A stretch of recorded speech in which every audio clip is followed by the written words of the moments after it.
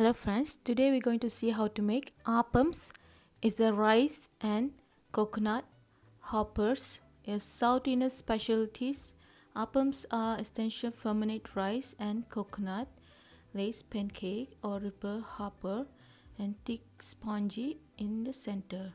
They are delicacy sweet, light crispy, a long edge fluffy and soft in the center, perfect for the morning breakfast and is very famous in Kerala and it's very goes well with the Kerala stew or curries. So friend, let's see how to make this delicious. Welcome to the channel. Food is a God gift. This is your channel. It's a variety of a global cuisine. We love to make all type of dishes in detail and just for you friends. Please like, comment, share and subscribe and click that red button and the bell button to get everyday notification of new recipes. So friend, today we're going to make appam with the natural yeast and with the store-bought yeast. So natural yeast, basically we need a coconut water. So now I have 2 coconut and I just break it to get the water from the coconut, and that's it friend. The coconut we're going to use for the coconut milk later. So we're going to ferment the coconut water for 48 hours. So this is I done yesterday to before I make this rice batter, so it's going to need to be at least 48 hours. For the yeast recipe, all you need is so I'm dividing each 1 cup, so the total is 2 cup. So this recipe is going to be 2 different recipe, so please check out the description below to get the right measurement for this appam. It's your wish to make either with the coconut water or store-bought yeast. So friends, first I just pour all the rice and I wash it 3 times. So this is the process to clean the rice. So water should be to the clear water. So I just start the rinse. It should be 3 times. I change the water and just nicely run to the water friends. So now I just add the water. We're going to soak with the rice. It's a cooked rice friend. Just it's already 6 to 8 hours.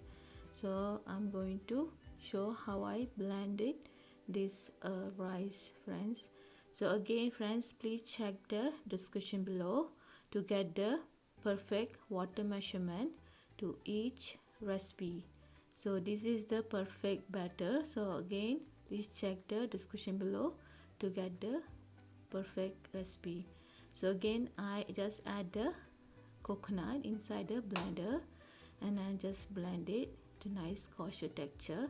Now I'm just adding the rice that we strain it and we're going to blend with the water. Again friends, please check the description below to get the right water measurement for each recipe. So this is important to get the perfect batter measurement. So now the batter should be a little bit loose and smooth. So it's thick actually, but a little bit loose and smooth. So next process is we need to rinse the jar about 1/4 cup of the soaking water, and I just add that the liquid and I just add the sugar about 1 tablespoon, and this mixture we're going to microwave or you can cook in the stove until we get the gluey texture. So what the reason the gluey texture is because there's a natural fermentation with the coconut water. We need that the sugar to activate our natural yeast actually. So this is the we do for many years. My mom used to do this technique to get the nice the yeast and the fermentation. So that's the coconut water that we fermentate for 2 days back. So friends, this is the natural way fermentation. So friends, again you need to have a one stainless steel container to store and ferment the batter, because the stainless steel container is really give nice cooperate with the room temperature. So I just add that batter that we blend, and with the coconut water, the fermented coconut water, and I just add the sugar and the gluey batter that we just mixed it. So this is the ingredient we need to use for the fermentation. So during the fermentation we no need to add any salt, because we're going to add salt after the fermentation happen. So friends, again do not add the salt, it just ruin the fermentation process. So I'm just set this natural yeast fermentation for at least 8 hours friends, or overnight. So next step is I'm showing how to do with the store-bought yeast. So take a 1 tablespoon sugar, and I just add the warm temperature water. So the warm temperature should be 95 to 100 Fahrenheit, or your body temperature. That's will perfect. I just add the yeast and I just mix. Now the yeast is going to be activated. You can see the bubble will form quickly. That means the yeast is good, it's getting live.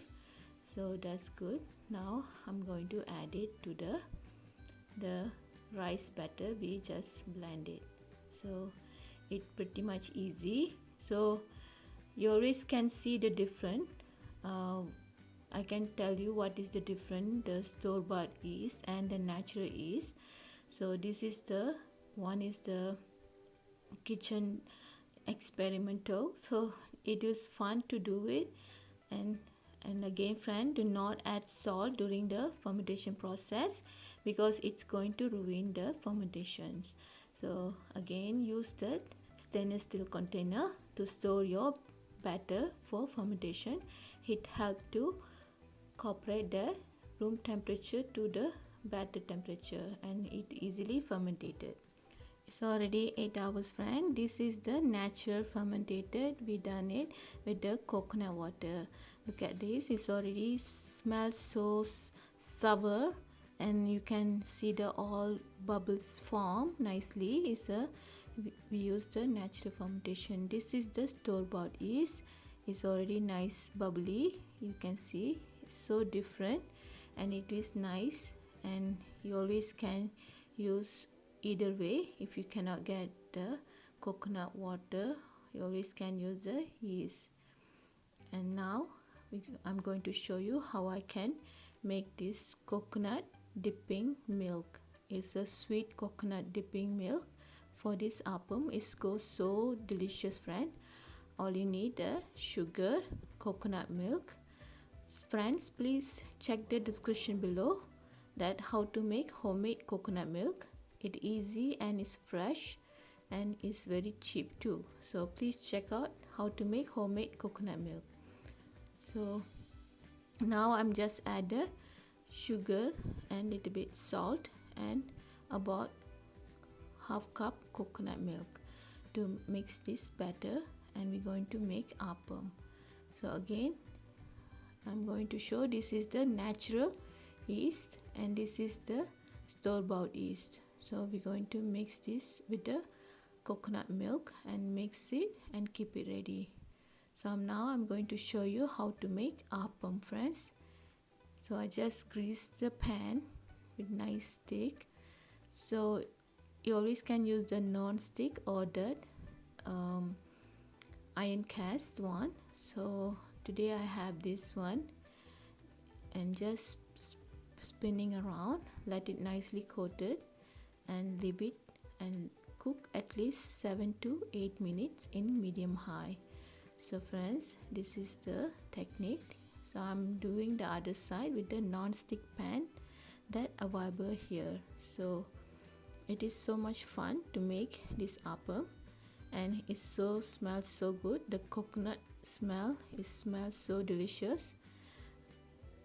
And just spinning and leave it cook for 7 to 8 minutes, friend. That's it, friend. Keep repeating this process. No time you have that all the appam on your table. It's simply delicacy and it's delicious. So friend, first appam always not great because it going to adjust with your pan and then batter. If you find the batter is too thick, you always can add a little bit coconut milk and you can try it again, and it will easily come out, and it is so smells so good now. It's delicious.